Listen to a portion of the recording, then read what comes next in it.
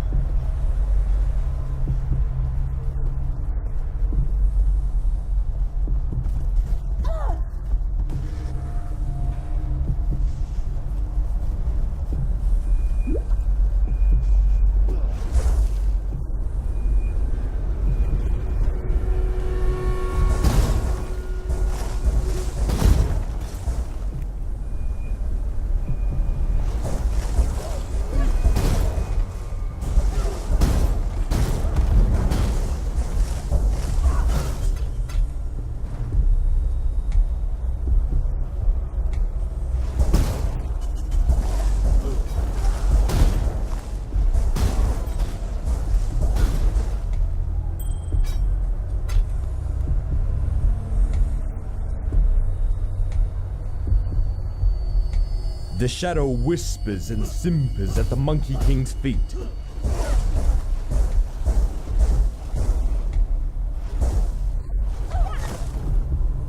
The shadow whispers and simpers at the Monkey King's feet. When the Monkey King puts his back to the sun, it is the shadow that leads the way.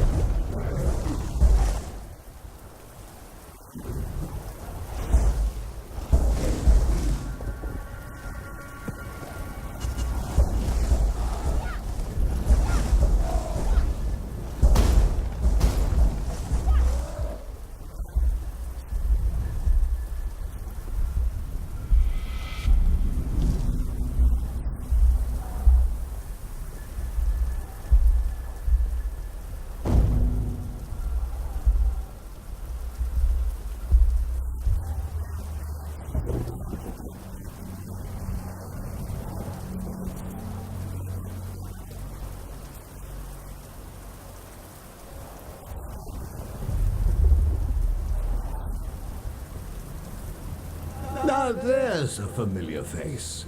Before you say anything, yes, I did try to kill you. Inexcusable. I allowed pragmatism to overcome honor in a moment of desperation. Please accept my deepest apologies. And what do you say? Can the two of us make a fresh start? Marvelous! Now, as you've clearly noticed, the All-Flame has given me another respite from oblivion. Alas, it's a partial success only. I am neither man nor spirit, living nor dead. A state that comes with some rather frustrating restrictions. I know we've only just been reacquainted, but to put no finer point on it, I need your help. Interested, are we? Oh, splendid!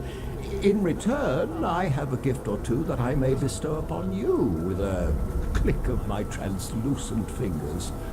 All you need do is furnish me with a crystal decanter and a juicy piece of fruit. Two humble items that remain agonizingly out of reach for a man in my peculiar situation.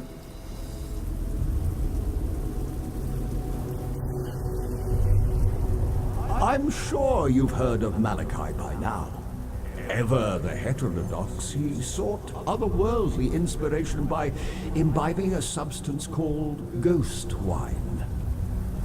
For the purpose, he created the decanter spiritus. I found it on my last visit here. Liquid placed in this crystal decanter becomes quasi-apparitional in nature. I'm sure you can glean the decanter's usefulness to me. Conventional liquids simply don't hit the spot. I am one sorely parched revenant. I hid the decanter spiritus in the marketplace so as not to cause temptation for the less morally steadfast in my crew.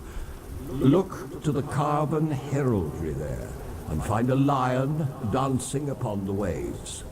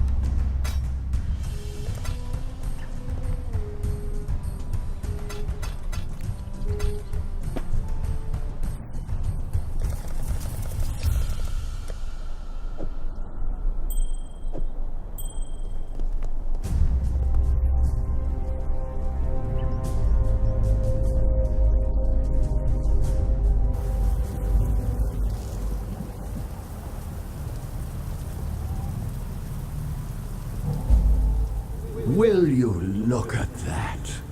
The decanter spiritus. As exquisite today as when I found it all those years ago. You may fault the man, but you can't fault his craftsmanship. Emperor Chittus was stabbed in the posterior by his own Lord Mayor on the eve of the Purity Rebellion. Chittus's grieving gemlings buried him in the imperial gardens, and a plum tree was planted upon his resting place, so that his mourners might taste of his glory for years to come. I found that tree, and one of my men tasted its fruit. I've never seen so much agony crammed into such a brief moment. This may seem a peculiar request, but please bring me one of Chittus's plums. How may I be of service on this fine day?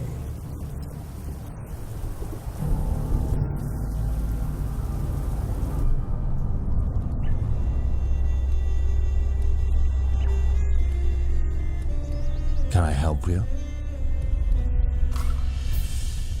I tried to penetrate the Solaris Temple in the northeast. Almost got myself killed by the bloody ribbons that guard the place. Bizarre, floating tapestries they are. Creatures of cloth and thaumaturgy. Fortunately, a few legionnaires got in the way. While the ribbons eviscerated them, I ran straight into Gravisius. He dragged me over the bridge to the Lunaris Temple in the west and put me in Piety's tender care. Didn't say a single word to me the whole time. I was nothing but a spoil of war to him. Goodbye, Exile.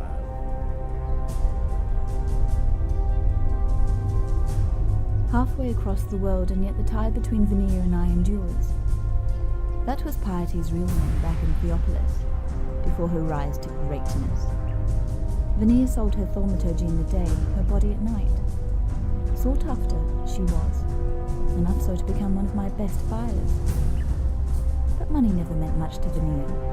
No, she was striving for something better, nobler. Used to tell me that life needn't be this hard.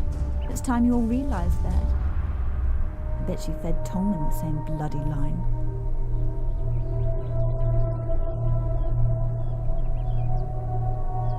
Veneer was arrested for consorting with the unholy and condemned to the pyre. This was before the banishment. Dominus shared a last supper with her, heard her confession. Most think Veneer earned Dominus's patronage on her back. I don't. Veneer gave Dominus her better life and got a new name in return. You can count on one thing. Piety's grand future won't include the likes of you, me, or Tolman. Bye. Talamoan.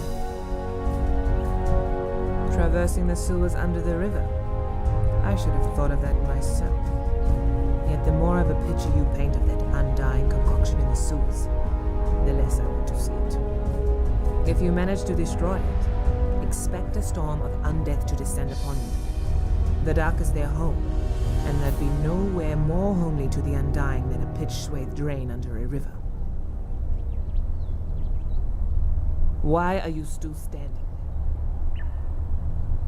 Now, I'm no history scholar, but I know that Emperor Chittus was overthrown by Vol of Thibris roughly 2.5 centuries ago in a so-called Purity Rebellion. Vol was the shortest reign of any eternal emperor, about 5 years. The twist sort of that.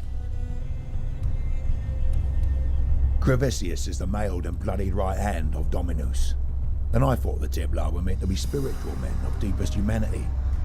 You notice the sarcasm in my tone, right? Had to smuggle a fellow out of Theopolis once. Got a bit too friendly with Gravisius's wife, he did. Every blackguard was out on the streets looking for him, so I had to think lateral like. We took to the drains and didn't put our heads above the pavement until we sniffed the sea. A grubby bloody job it was, but worth it for the coin he paid. You want a piece of Gravisius? Sometimes the only way up is down. Stay out of the shadows. They bite.